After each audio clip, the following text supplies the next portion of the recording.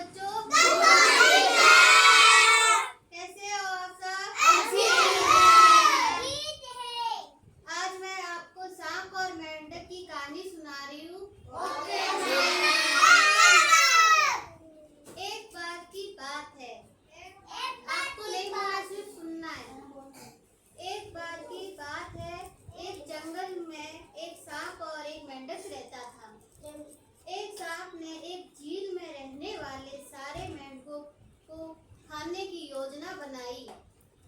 सांप ने मेंढकों से कहा, एक ब्राह्मण के श्राप के कारण तुम लोगों की सेवा करने आया हूँ।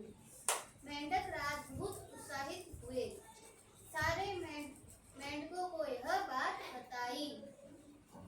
सारे मेंढक उछलकर सांप की पीठ पर चढ़कर सवारी करने निकल पड़े। अगले दिन सांप बोला, मेरे पास खाने के लिए कुछ नहीं है, मैं तेजी से रेंग नहीं पा रहा हूँ। मेंढक राज बोला, तुम अपनी पूंछ पर सबसे पीछे बैठे सबसे छोटे मेंढक को खा सकते हो। सांप ने वैसा ही किया।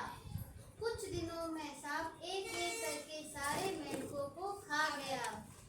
केवल मेंढक राज ही बचा।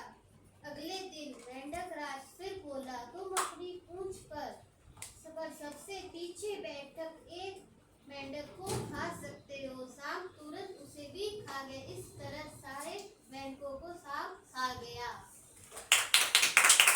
एक बात और सुना रही हूँ, दोबारा से रिपीट।